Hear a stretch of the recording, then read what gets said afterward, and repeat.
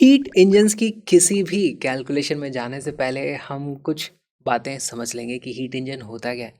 देखो, heat engine का मतलब है कि वो हीट से चलता है इंजन, और इंजन चलता है मतलब वो कुछ वर्क करता है, कुछ मैकेनिकल वर्क में कन्वर्ट करता है। मान लो मेरे पास यहाँ पे थोड़ा सा पेट्रोल है, उसको मैं जला दूँ तो उससे कुछ हीट निकलती है, लेकिन उस हीट को यूज़ करके मैं कार को सीधे आगे नहीं कर सकता। हीट को मतलब उस पेट्रोल को हम एक इंजन में डालते हैं, वहाँ पर कुछ प्रोसेसेस होते हैं, कोई गैस कंप्रेस करी जाती है, फिर उसमें धमाका होता है, वो एक्सपेंड होती है, एक्सपेंशन होता है वहाँ पे, उसके कारण पिस्टन मूव करता है। तो बेसिकली कुछ प्रोसेसेस वहाँ पर इन्वॉल्व होते हैं। वो इंटरनल कंबशन इंजन होता है जो एक तरीके का हीट इंजन ही है। ऑलराइट, तो यहाँ पर भी हमारे पास सिंप्लीफाइड फॉर्म में देखा जाए तो कुछ यहाँ पर प्रोसेसेस होंगे और उसके हिसाब से हम हीट इंजन बनाते हैं। हीट इंजन्स में आपने एक डाउट आपके मन में आएगा कि हीट इंजन्स हमेशा साइक्लिक प्रोसेसेस होते हैं, है ना? तो always cyclic processes, always cyclic processes. तो ये साइक्लिक प्रोसेस ही क्यों होते हैं? साथ में हमने और एक चीज़ पढ़ी थी कि ऑलवेज, है ना, जो भी हीट इंजन होते हैं उसकी एफिशिएंसी लेस देन 1 होती है। तो आज मैं सवाल उठाना चाहता हूँ कि ऐसा क्यों होता है। अब एक बात बताओ, मान लो मैं यहाँ पर एक छोटा सा इस तरीके से प्रोसेस कंसिडर करूँ। मैं यहाँ पर था, यहाँ से मैं इस तरीके से आ गया। ये एक आइसोथर्मल प्रोसेस है, आइसोथर्मल एक्सपेंशन है। यहाँ पर मैं इक्वेशन लिखूंगा Q is equal to W plus delta U. Isothermal process है तो इंटरनल एनर्जी में कोई चेंज नहीं होगा, टेम्परेचर बदल ही नहीं रहा, जीरो। तो हमारे पास work done is equal to Q आ जाता है। एफिशिएंसी पता करो, यहाँ पे एफिशिएंसी होगा work divided by heat supplied. इसकी वैल्यू देखो, यहाँ पर मुझे पता है work is equal to Q होता है, तो इसकी वैल्यू आ जाएगी this is equal to Q divided by Q, cut जाएंगे और यहाँ पे इसकी वैल्यू आ जाती है 1। तो ना ही ये साइक्लिक प्रोसेस है, ना ही इसकी एफिशिएंसी 1 से कम है, इसकी एफिशिएंसी भी 100% आ गई। तो मैं इसको हीट इंजन क्यों नहीं बोल देता? इसका कारण है, ये हीट इंजन क्यों नहीं हो सकता? क्योंकि यार ये एक वन ऑफ प्रोसेस है ना, एक बार होगा लेकिन ये बार बार नहीं होगा। क्यों नहीं होगा? क्योंकि इसकी जो इनिशियल कंडीशन है वो फाइनल कंडीशन के बराबर नहीं है। तो यहाँ पे हमारे पास ये चीज़ सबसे ज़्यादा समझने की है कि नॉट साइक्लिक प्रोसेस, है ना, इसीलिए ये हीट इंजन नहीं है। Initial state is not equal to final state. इसका मतलब नॉट अ हीट इंजन। अच्छा, तो ये प्रोसेस हो कैसे गया है? यहाँ पर देख करके तो सब सही लग रहा है कि मेरे पास एफिशिएंसी भी 1 आ रही है ना, ये चल क्या रहा है? तो देखो यहाँ पर आप ध्यान से देखो, ये जो प्रेशर है और ये जो प्रेशर है दोनों डिफरेंट है। ये मान लो मेरा पी नॉट था तो ये हो जाएगा मेरा 2 P not, for an example. तो हमारे पास एक्चुअली हो क्या रहा है, इसको थोड़ा विजुअलाइज करने की कोशिश करते हैं। यहाँ पर मेरे पास एक इस तरीके से रिजर्वायर होगा, बहुत सारी गैस होगी 2 पी नॉट प्रेशर पे।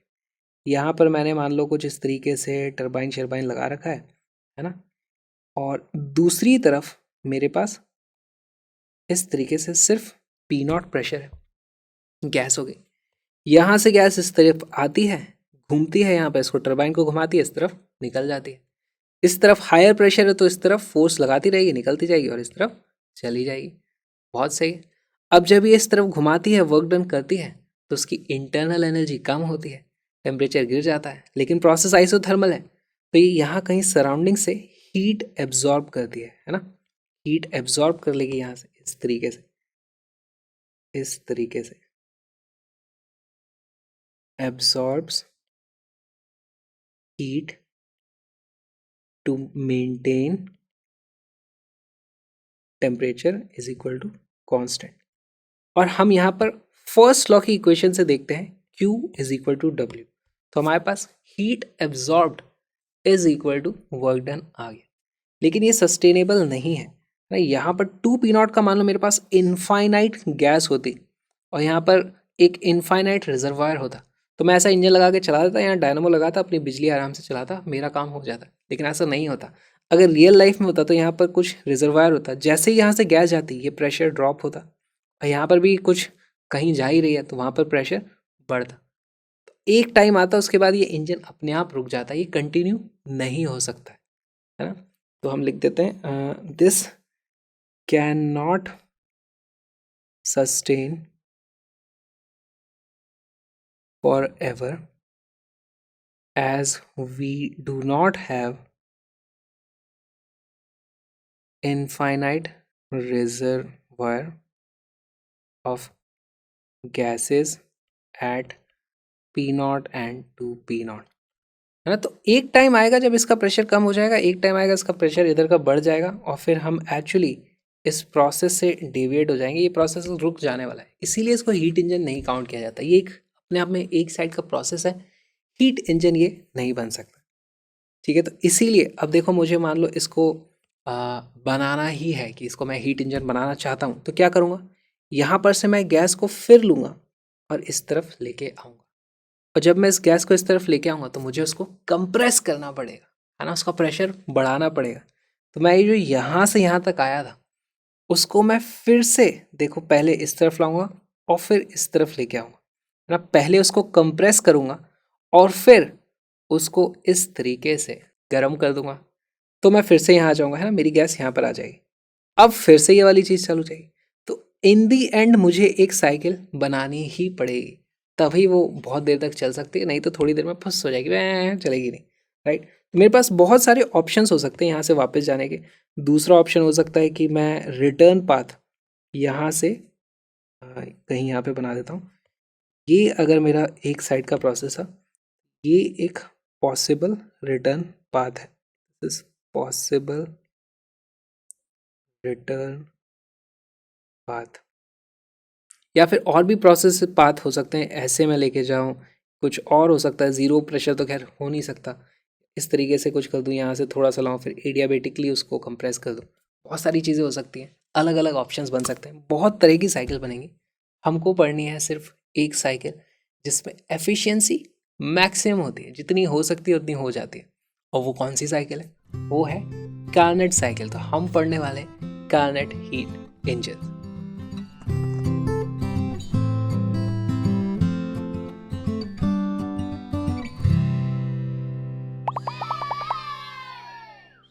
हीट इंजन्स बहुत ही कॉम्प्लिकेटेड सा टॉपिक है, हमें बहुत तरह के साइक्लिक प्रोसेस होते हैं, उन पर सभी पे आप हीट इंजन बना सकते हो, सबकी एफिशिएंसी अलग अलग कैलकुलेट करोगे तो आपको पता चलेगा कि जो मैक्सिमम पॉसिबल एफिशिएंसी है वो कार्नेट हीट इंजन में मिलती है। कार्नेट साइकिल को फॉलो करो तब होती है। अब कार्नेट साइकिल ही क्यों है, बाकी साइकिल्स क्यों नहीं है, ये हमारे स्कोप से बहुत बाहर है, हमें उस प्रोसेस में नहीं जाना है। लेकिन फिर भी मैं आपको थोड़ी सी हिंट देना चाहूँगा कि कार्नेट साइकिल ही सबसे ज़्यादा एफिशिएंट क्यों है। तो इसमें सबसे पहले तो लेट्स थिंक अबाउट इट कि अगर मुझे सबसे ज़्यादा एफिशिएंट हीट इंजन बनाना है तो उसको किस तरीके से बना सकता हूँ, इनएफिशिएंसी कहाँ से आती है या इरिवर्सिबिलिटी कहाँ से आती है।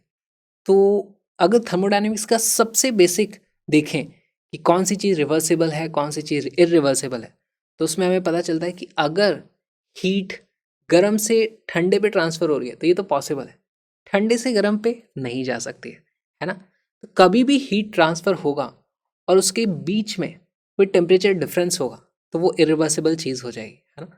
तो हमारे पास जितने भी हीट ट्रांसफ़र होंगे वो सेम टेम्परेचर पे होने चाहिए। तो to make a reversible heat engine, heat transfer should happen with delta T is equal to zero. अब सीधी सी बात आती है कि अगर टेम्परेचर डिफरेंस ज़ीरो है तो हीट ट्रांसफ़र होगा ही नहीं। तो बेसिकली हमारे सारे के सारे प्रोसेस है इसीलिए क्वाजी स्टैटिक होते हैं, इतना धीरे होते हैं, थोड़ा सा डेल्टा टी कर दो तो बहुत धीरे धीरे हीट जाएगी, है ना। इस तरीके से हमें चीज़ें सॉल्व करनी होती है।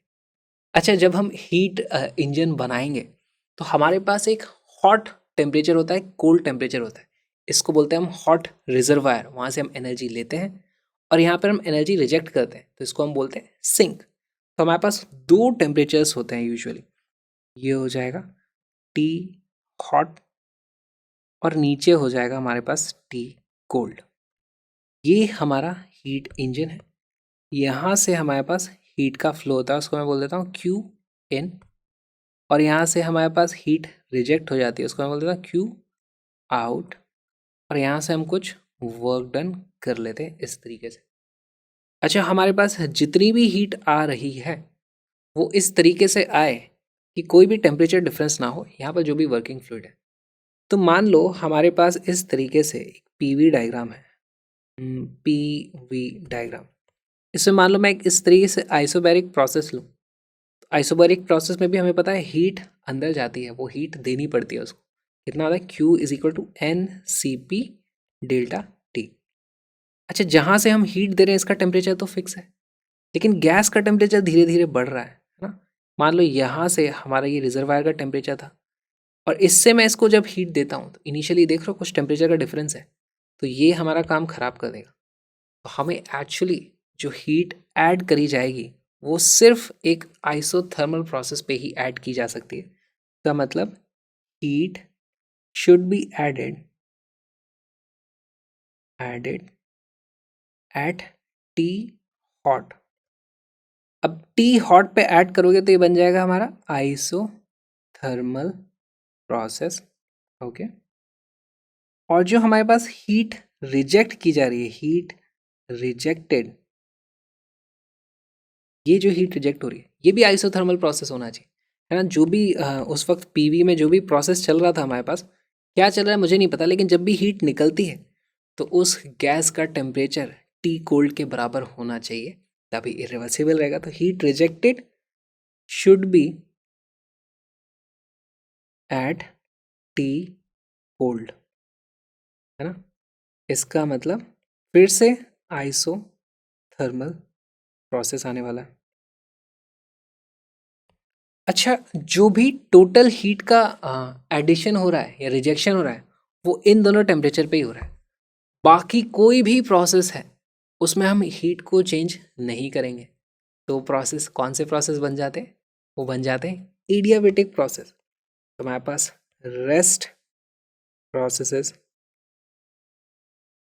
में delta Q equal to zero, इसका मतलब एडियाबेटिक। तो हमारे पास इतने ही प्रोसेसेस हैं। आइसोथर्मल और एडियाबेटिक को यूज़ करके एक प्रोसेस बनाने की कोशिश करो जो हीट इंजन हो, तो उससे हमारे पास मैक्सिमम एफिशिएंसी आ जाएगी। तो हमारे पास हिंट हमें मिल चुकी है, और यहाँ पर अब मैं प्रोसेस डिज़ाइन करूँगा। देखो इस तरीके से प्रेशर है, वॉल्यूम है।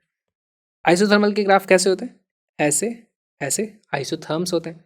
पहले तो मैं दो आइसोथर्म बना लेता हूँ। एक है मेरा हायर टेम्परेचर, ये है टी एच, दूसरा है मेरा कोल्ड टेम्परेचर वाला टी कोल्ड। इस तरीके से ये था मेरा टी हॉट, ये था टी कोल्ड। हीट ऐड करेंगे हम यहाँ पर। अच्छा, हीट ऐड करेंगे आइसोथर्मल में, आइसोथर्मल में ऐड करूँगा तो देखो P V is equal to N R T होता है। इसमें हीट ऐड करनी है लेकिन टेम्परेचर नहीं बढ़ेगा।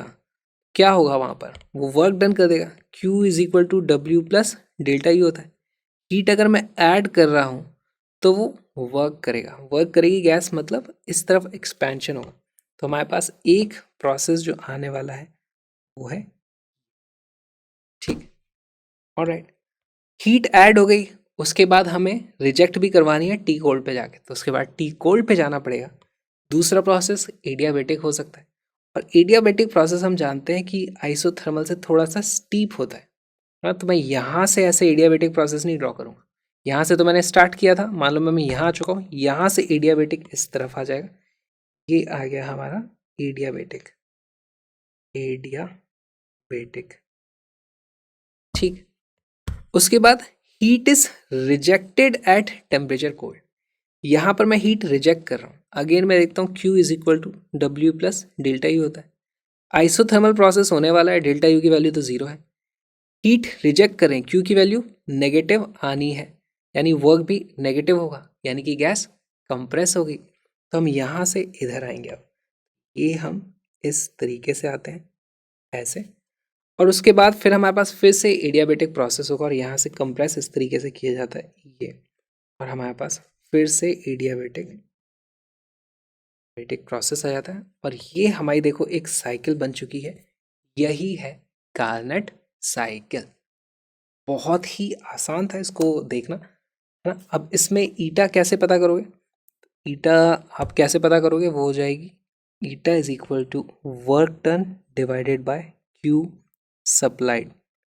ठीक है, एक बार फिर से समझा देता हूँ। हम चले थे डिज़ाइन करने एक रिवर्सिबल मैक्सिमम एफिशिएंसी वाला हीट इंजन, और हमारे पास कंस्ट्रेंट क्या था, वही हमारे पास एक हॉट टेम्परेचर था, दूसरा कोल्ड टेम्परेचर था, जो कि फिक्स्ड थे, है ना, ये चेंज नहीं हो सकते, इनको मैं नहीं चेंज कर सकता।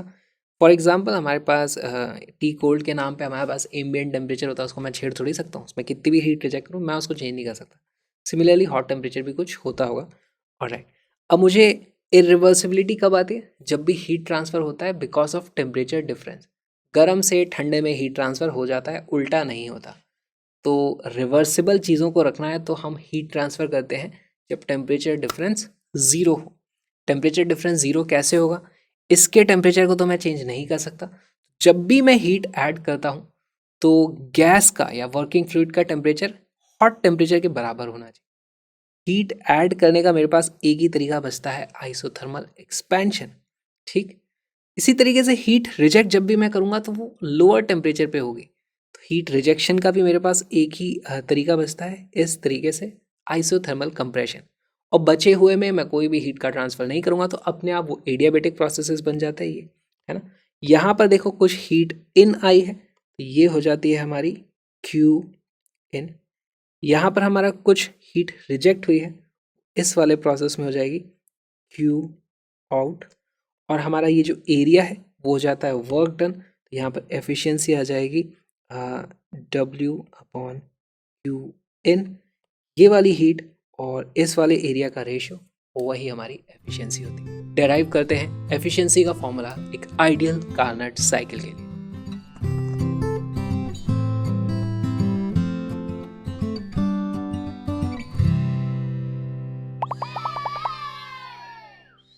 हमने कार्नट साइकिल में देख लिया कि हमारे पास दो आइसोथर्मल प्रोसेस होते हैं और दो एडियाबेटिक प्रोसेसेस होते हैं। तो अब देखते हैं उसकी एफिशिएंसी किस तरीके से हम कैलकुलेट कर सकते हैं।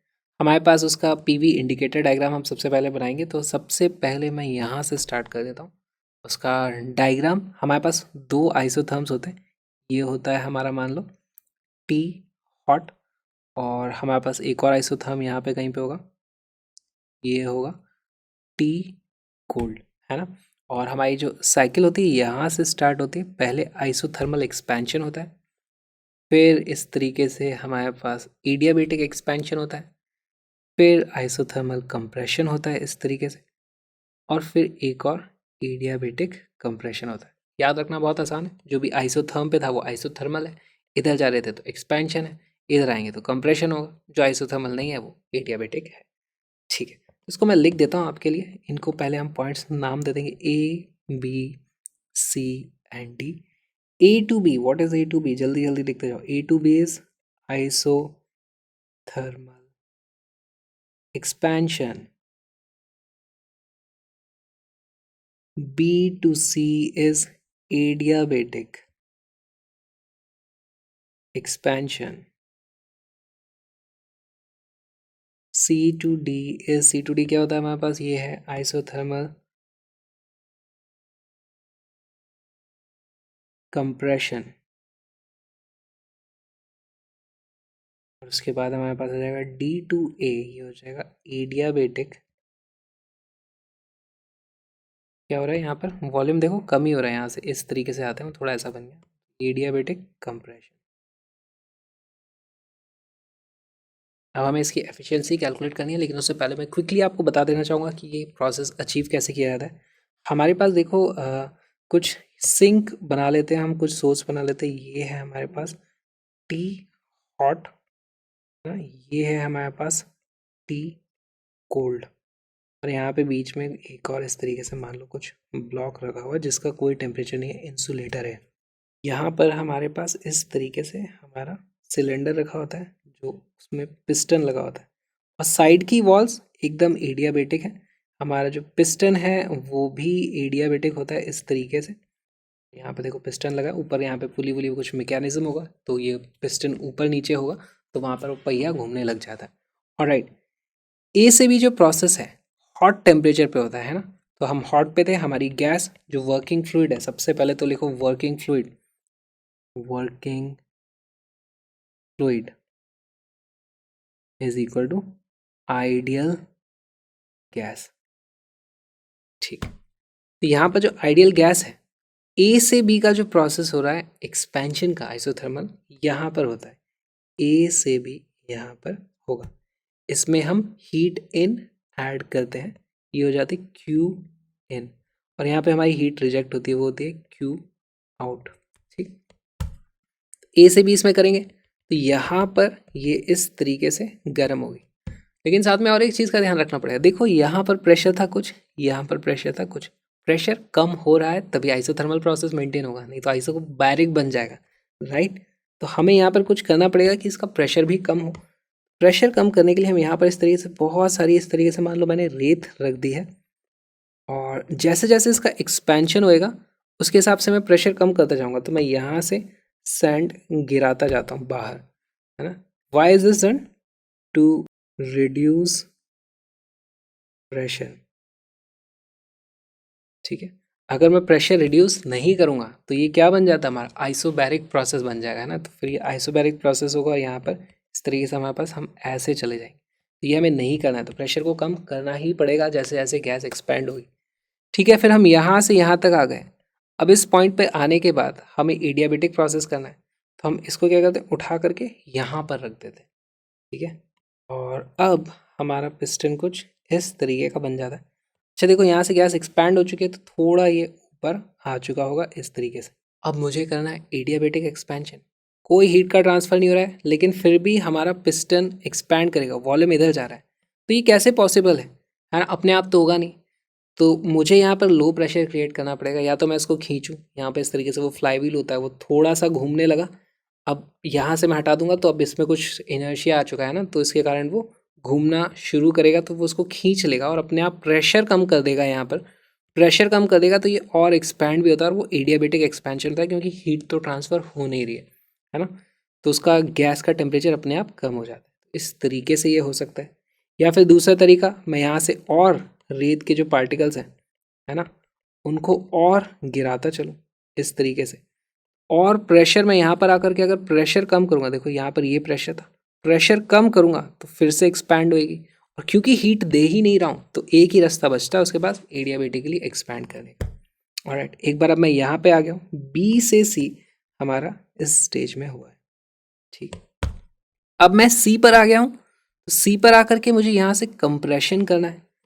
तो अब मैं फिर से इस पूरे सेटअप को उठा के इस पर रख दूंगा, यहाँ पर हमारे पास इस तरीके से अब होगा कंप्रेशन। ठीक है, अब जब कंप्रेशन हो रहा है तो देखो फिर से हमारे पास प्रेशर बढ़ा है। अब यहाँ पर मुझे ये जो रेत के दाने में डाल रहा था वो मुझे फिर से वापस रखने पड़ेंगे टू इंक्रीज प्रेशर, है ना। यहाँ सी से जब मैं डी पे जाता हूँ तो देखोगे प्रेशर बढ़ा है, ये हो जाता है हमारा सी से डी। ऑलराइट, और सी से डी पहुंच गया, फिर डी से फिर से एडियाबेटिक है और फिर से प्रेशर बढ़ रहा है। तो यहाँ पर जो डी से ए होता है वो भी यहीं पर होता है। तो पहले हम यहाँ पर होते हैं, फिर यहाँ रखते हैं, फिर यहाँ रखते हैं, फिर वापस यहाँ रखते हैं, फिर यहाँ रखते हैं, इस तरीके से चीज़ें चलती हैं। ऑब्वियसली रियल लाइफ में ऐसा कुछ हम नहीं करते हैं सारी की सारी थ्योरी यहाँ होती है, फिर उसका रियल लाइफ में डेराइव करते हैं कुछ और तरीके से। इसको स्लोली किया जाता है, स्लोली। ठीक है, कौन सा वाला, आइसोथर्मल। ठीक है, अगर फास्ट कर दोगे आइसोथर्मल वाला तो यहाँ पर टेम्परेचर डिफरेंस आ जाएगा, टेम्परेचर डिफरेंस आ गया तो फिर वो रिवर्सिबल नहीं बचता, इरिवर्सिबल हो जाता है।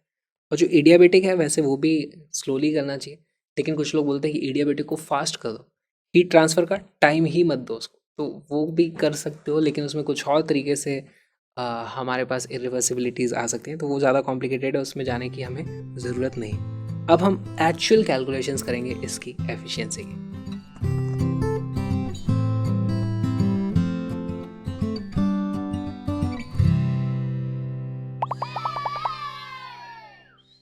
एफिशिएंसी ऑफ कार्नेट साइकिल, समय आ गया है कैलकुलेशंस करें। तो सबसे पहले तो हम इसका डायग्राम बनाते हैं। हमारे पास P है, हमारे पास V है। जल्दी से दो आइसोथर्म्स बनाएंगे। ये हमारा हॉट रिजर्वायर का जो आइसोथर्म होता है उसको मैं लिख दूंगा टी हॉट। दूसरा हमारे पास कोल्ड वाला इस तरीके से होता है, ये होता है टी सी। हमारी कार्नट साइकिल कैसे होती है? पहले आइसोथर्मल एक्सपेंशन होगा, फिर एडियाबेटिक एक्सपेंशन होगा इस तरीके से, आइसोथर्मल कंप्रेशन होगा इस तरीके से, और फिर एडियाबेटिक कंप्रेशन हो जाएगा इस तरीके से। ये बन गई हमारी कार्नट साइकिल। इनके कुछ नाम दे देते हैं। ये है पॉइंट ए, यहाँ पर टेम्परेचर है टी हॉट। ये है बी, यहाँ पे भी टेम्परेचर टी हॉट। ये है सी, ये है हमारा डी। पॉइंट्स बन गए। और एक चीज़, यहाँ पर जो हीट ऐड हुई थी हमारे पास, यहाँ पर आता है क्यू इन, यहाँ से होती है हमारे पास heat out, Q out. Okay, अब मुझे एक बात बताओ, यहाँ पर हमारी एफिशिएंसी का फॉर्मूला क्या होगा? एफिशिएंसी हो जाएगी work done divided by heat supply. Supply कितनी करिए? सिर्फ इतनी। ये तो देखो एडियाबेटिक प्रोसेस है, यहाँ पे कोई heat supply exchange, heat exchange ही नहीं है। तो डब्ल्यू अपॉन क्यू वन हमें पता चलता है। अच्छा, इसका वर्क डन आप पता कर सकते हो कुछ? कैसे पता करोगे वर्क डन? इसका एरिया आप पता करो, या फिर दूसरा तरीका ये है कि मैं इस प्रोसेस का वर्क डन पता करूँ, इस प्रोसेस का वर्क डन पता करूँ, इस प्रोसेस का वर्क डन पता करूँ, इस प्रोसेस का वर्क डन पता करूँ, सबको ऐड करूँगा तो मुझे नेट वर्क डन पता चल जाएगा, है ना? वो भी काफ़ी लंबा प्रोसेस है। या फिर मेरे पास तीसरा तरीका है कि इस पूरी साइकिल के लिए मैं हमारी फर्स्ट लॉ ऑफ थर्मोडायनेमिक्स की इक्वेशन लगा दूँ। फॉर साइकिल हमारे पास आ जाता है Q is equal to work done plus delta U. Cycle के लिए लगा है, यहाँ से शुरू हुए फिर से यहीं पे आगे घूम फिर के, हमारा डेल्टा यू की वैल्यू तो ज़ीरो होनी है, साइक्लिक प्रोसेसेस में ज़ीरो होती है। अच्छा, हमने जो हीट सप्लाई करी है इसको बताओ कितनी हो जाएगी? साइन कन्वेंशन के साथ बताना। ये क्यू इन जितना भी अमाउंट था वो मैंने ऐड किया है, ये मैंने रिजेक्ट करवाया है ना, तो ये नेगेटिव में हमें लेना पड़ेगा। साइन कन्वेंशन के हिसाब से ये जाता है Q in minus Q out is equal to work done. बहुत आसानी से आ गया, नहीं तो अभी हम यहाँ पे अलग अलग का ऐड करते तो बड़ी गड़बड़ जाती। यही वाले वर्क डन को यहाँ पे रख दोगे तो इससे हमारी जो एफिशिएंसी आ जाती है, एफिशिएंसी हो जाती है work done is equal to Q in. अच्छा, ये भी यहाँ पर था क्यू इन था, ये हमारे पास Q in minus Q out divided by हमारे पास आ जाता है क्यू। मैं लिख सकता हूँ एफिशिएंसी इज सिंपली, यहाँ पर देखो इसको आप एक्सपैंड कर सकते हो तो आ जाता है 1 minus Q out upon Q in. ये हमारा एफिशिएंसी का बहुत ही सिंपल सा फॉर्मूला आ गया। अब हमें बस पता करना है ये क्यू इन कितनी है, ये क्यू आउट कितना है। और ये है आइसोथर्मल प्रोसेसेस। आइसोथर्मल प्रोसेसेस में हमारे पास देखो, फिर से हम ए बी की बात कर लेते हैं, पहले ए बी से स्टार्ट करेंगे। और प्रोसेस ए बी, क्या बोल सकते हो आप ए बी के बारे में? यहाँ पर जो हीट इन है, सबसे पहले तो मैं लिख दूँ Q is equal to W plus delta U होता है। यहाँ पर डेल्टा यू ज़ीरो होगा क्योंकि एक आइसोथर्मल प्रोसेस है, राइट? तो इस प्रोसेस में डेल्टा यू ज़ीरो है। वर्क डन कितना होता है आइसोथर्मल में? तो वर्क डन की वैल्यू होती है एन आर टी। टी भी कौन सा होगा? हॉट वाला टेम्परेचर है यहाँ पर जो भी गैस का, N R T H L N of V two by V one. यहाँ पर आ जाएगा V B upon V A, V B upon V A. ठीक, सेम चीज़ मैं कर सकता हूँ इस प्रोसेस के लिए, ये भी तो आइसोथर्मल प्रोसेस है। सेम लॉजिक लगेगा, एग्जैक्टली सेम लगेगा। देखो यहाँ पर मैं लिख दूंगा सी से डी के लिए मैं लिख सकता हूँ Q is equal to W plus delta U. हमें पता है आइसोथर्मल प्रोसेस है तो डेल्टा यू की वैल्यू ज़ीरो हो जाएगी। और वर्क डन आइसोथर्मल प्रोसेस में कितना होता है? वर्क डन होता है N R T L N V two by V one. T क्या है इस बार? कोल्ड टेम्परेचर, तो N R T C L N of V two by V one. Final volume ये है, इनिशियल वॉल्यूम ये था, तो ये आ जाएगा V D upon V C. Okay, तो मुझे मिल गया ये वाली हीट जो थी एक्चुअली क्यू इन। इसी को मैं लिख देता हूँ, थोड़ा सा मॉडिफाई कर दो, this is Q in and this is equal to Q out.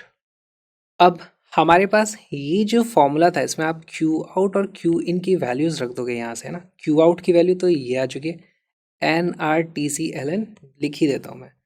Efficiency is equal to 1 minus Q out की जगह मैं लिख दूंगा ये वाली value which is equal to NRTCln of VD upon VC divided by हमारे पास क्यू इन की वैल्यू आ चुकी है, ये हो जाता है NRTHln of VB upon VA। देखो NR से NR कट गया। बड़ी सिंपल सी चीज़ मुझे यहाँ पर आती हुई दिखाई दे रही है, और इसको मैं कैसे सॉल्व कर लूँ। अब देखो यहाँ पर हमें इस प्रोसेस की इन्फॉर्मेशन का तो अभी तक मैंने यूज़ ही नहीं किया कि ये एडियाबेटिक प्रोसेस है। अच्छा, एडियाबेटिक प्रोसेस में हमें किन चीज़ों की बात करनी है, टेम्परेचर, और यहाँ पर सारे के सारे रेशियोज आ रहे हैं वॉल्यूम के, है ना। तो अब देखो मैं करने वाला हूँ फॉर एडियाबेटिक प्रोसेस।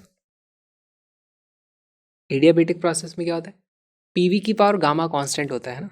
पीवी की power gamma is equal to constant होता है, लेकिन मुझे वो नहीं चाहिए, मुझे टेम्परेचर्स और वॉल्यूम के बीच में खेलना है। तो मैं कर दूंगा टीवी की power gamma -1 is equal to constant. Okay, अब हमें ये इक्वेशन लगा देनी है इन दोनों प्रोसेस में, और देखना ये हमारा सॉल्व हो जाएगा और इसकी वैल्यू आ जाएगी 1। अब देखते हैं कैसे आएगी। देखो ये इक्वेशन लगाऊंगा पहले मैं यहाँ पर, है ना। तो मैं लिख सकता हूँ, देखो पहले यहाँ पर इस पॉइंट के लिए ये जो भी वैल्यू आती है वो क्या हो जाती है, TH इंटू VB की power gamma -1 is equal to TC, यहाँ पर क्या है TC इंटू VC की पावर गामा -1। यहाँ से मुझे पता चलता है कि TH upon TC is equal to क्या आ रहा है, VC अपॉन VB की पावर गामा -1। सिमिलरली सेम चीज़ मैं कर दूंगा इस वाले एडियाबेटिक प्रोसेस में। दो ही तो एडियाबेटिक प्रोसेस है, दोनों में करना पड़ेगा हमें।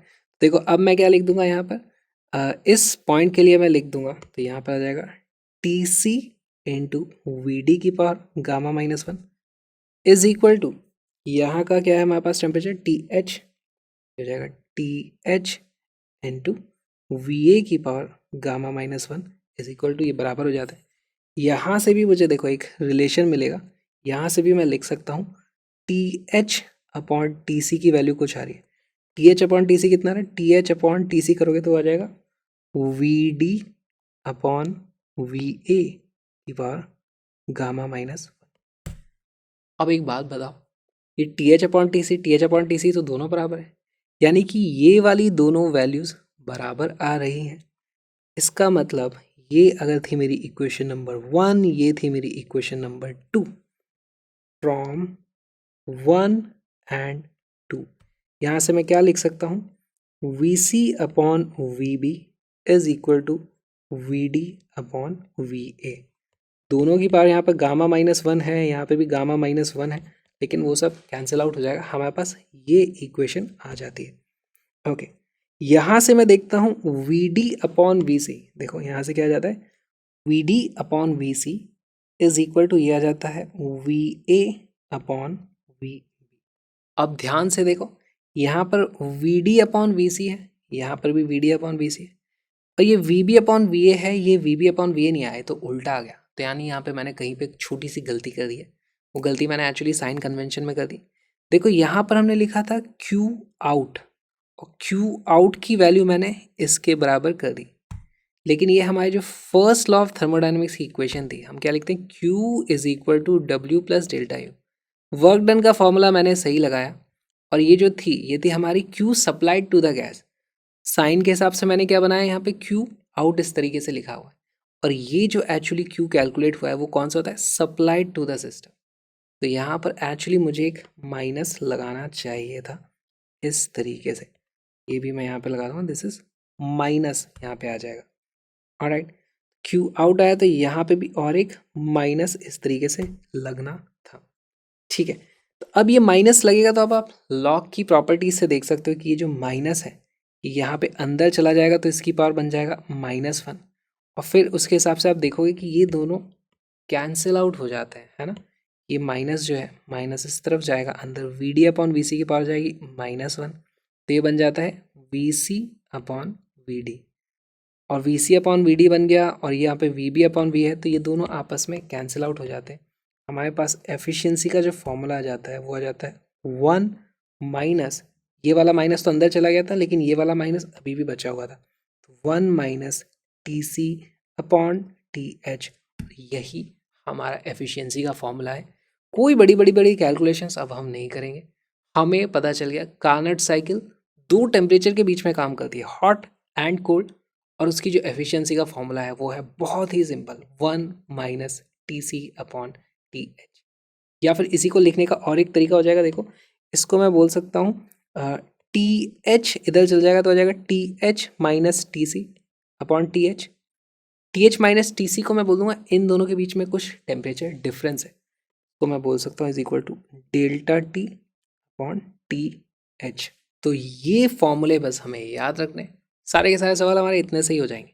खास बात क्या है, एफिशिएंसी में गामा का कोई काम ही नहीं है, मोनो एटॉमिक, डाई एटॉमिक या कोई और कॉम्बिनेशन, बस आइडियल गैस हमको यूज़ करनी है, वो वर्किंग फ्लूइड होता है, कोई सी भी आइडियल गैस यूज़ कर लो आप इसमें और आपको एफिशिएंसी ये मिल जाएगी, जो कि सिर्फ हमारे ऑपरेटिंग टेम्परेचर्स पर डिपेंडेंट है। यहाँ पर और एक छोटी सी चीज़ जो नोटिस करने वाली है, जो बहुत जगह काम आ सकती है आपको न्यूमेरिकल्स में, कि हमारा एफिशिएंसी का फॉर्मूला है 1 minus T C upon T H, efficiency का फॉर्मूला ये भी था।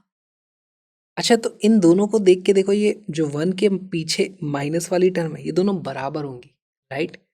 तो अब मैं लिख सकता हूँ T C upon T H, है ना, this is equal to this, T C upon T H is equal to Q out upon Q इन।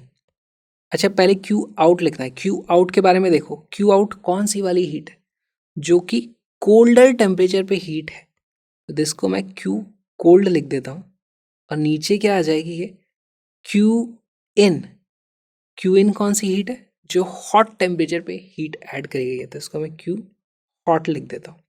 यहाँ से हमारे पास एक और काफ़ी इम्पॉर्टेंट रिजल्ट आ गया कि जो हीट का रेशियो होता है कार्नट साइकिल में, वही टेम्परेचर का भी रेशियो होता है। तो आपको बहुत जगह ये वाला फॉर्मूला भी यूज़ आएगा, इसको भी याद रख लो। ये हमारे पास आ जाता है फाइनली। तो अब हमारे पास कुछ फॉर्मूले हैं, ये है एफिशिएंसी का, टेम्परेचर केल्विन में आएगा। ये है हमारे पास एक रेशियो जो टेम्परेचर्स और हीट को रिलेट करता है, उनके रेशियो को। बस इससे हमारे सारे के सारे सवाल सॉल्व हो जाएंगे। अब इसके क्वेश्चन सॉल्व करते हैं, लेकिन ध्यान रखना जो टेम्परेचर्स की वैल्यू है वो केल्विन में होंगी, डिग्री सेल्सियस में मत रखना, वहीं गलती हो जाती है।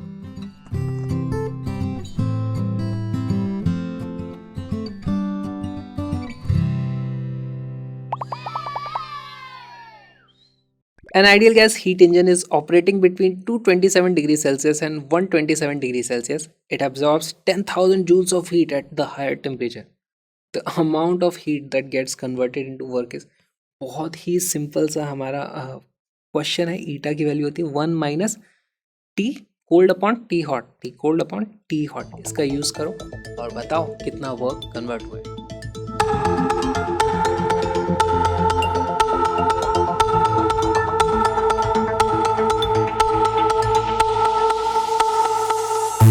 इस क्वेश्चन का करेक्ट आंसर है ऑप्शन नंबर ए।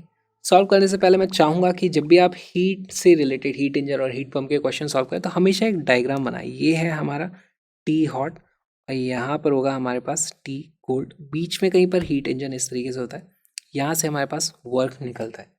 अच्छा, हमें बोला क्या गया है, हॉट से जो हीट एब्जॉर्ब करी है वो कितनी है 10,000 जूल, तो मैं उसको 10 किलो जूल लिख देता हूँ। और हमसे पूछा है वर्क डन कितना होगा। ऑब्वियसली हमारे पास जो दो स्टेटमेंट, तो उसके हिसाब से यहाँ पर ज़रूर कुछ हीट रिजेक्ट हुई होगी।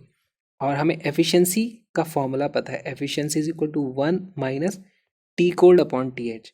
इन दोनों में से कोल्ड टेम्परेचर कौन सा है देख के बता सकते हो, वो है 127 डिवाइडेड बाय नीचे आ जाएगा 227, और यहीं पे गलती हो जाएगी क्योंकि ये है डिग्री सेल्सियस में, इनको केल्विन में लेके आओ। तो यहाँ पे कर दूंगा मैं +273 डिवाइडेड बाई +273, है ना, अभी हो चुका है केल्विन में। तो इसकी वैल्यू क्या आ जाती है 1 माइनस ये हो जाता है 400 upon 500 which is equal to 1 minus 4/5 यानी कि 1/5। एफिशिएंसी आ जा रही है हमारी सिर्फ 20%। तो जितने भी हीट एब्जॉर्ब करी है उसका सिर्फ 20% ही वर्क बनेगा। तो work done is equal to efficiency multiplied by heat absorbed, है ना। तो वो हो जाता है 0.2 into 10 kilo joule which is equal to 2000 joule. Option number A is the correct answer. बहुत ही आसान था, सारे क्वेश्चंस ही इसी तरीके के होते हैं हीट इंजन में। और एक क्वेश्चन देखते हैं।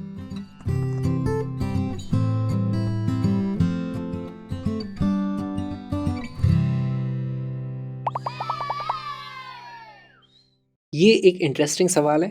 The efficiency of a heat engine working between a heat source and a heat sink is 1/6। तो हमारे पास एक हीट सोर्स है, यहाँ पर था TH और यहाँ पर कहीं था हमारे पास TC। इनके बीच में हमारे पास एक हीट इंजन इस तरीके से काम करता है, वर्क निकाल देता है यहाँ पर। ऑलराइट, इसकी एफिशिएंसी कितनी दी हुई है? Efficiency is equal to 1/6। If the temperature of the sink is reduce by 62 degree Celsius its efficiency gets doubled. तो हमने सिंक का टेम्परेचर हाफ कर दिया, ये हमारा TH उतना ही था और अभी भी हमारा वर्क यहाँ पर इस तरीके से निकलेगा। और यहाँ पर जो सिंक का टेम्परेचर है यानी कि T कोल्ड, उसको हमने रिड्यूस कर दिया है कितना? 62 डिग्री सेल्सियस से। तो उसको मैं TC डैश बोल देता हूँ। अब हमारी एफिशिएंसी कितनी हो जाती है? डबल हो जाती है यानी कि 2/6 हो जाती है। तो हमें क्या बताना है? What is the temperature of the heat source. हमें TH पता करना है। हमारे पास देखो एक ही फॉर्मूला है। फॉर्मूला क्या है? Efficiency is equal to 1 minus TC upon TH। ये आपको फॉर्मूला लगाना है दोनों बार, है ना, और आपका आंसर आ जाएगा। तो वीडियो को पॉज करो, क्वेश्चन को सॉल्व करो।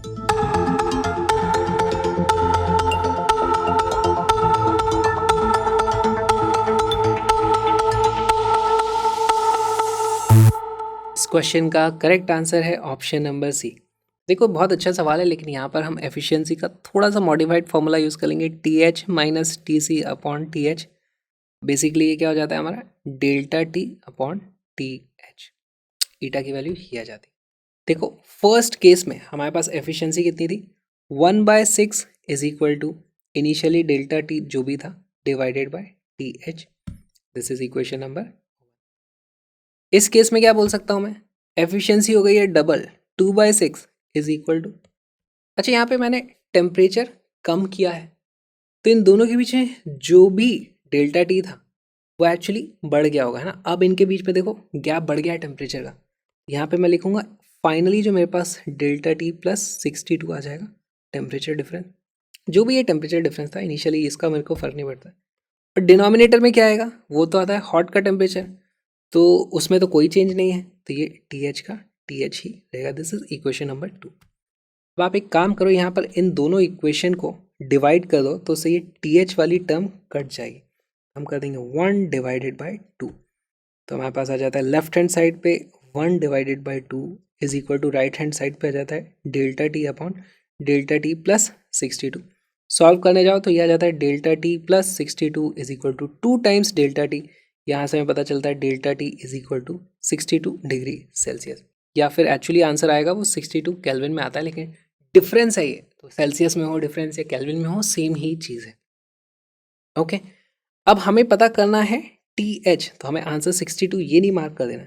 हमसे पूछा है कि what is the temperature of the heat source, तो यहाँ पर मैं यूज़ कर लूँगा फॉर्मूला और TH की वैल्यू आ जाती है 6 time delta T which is equal to 6 into 62।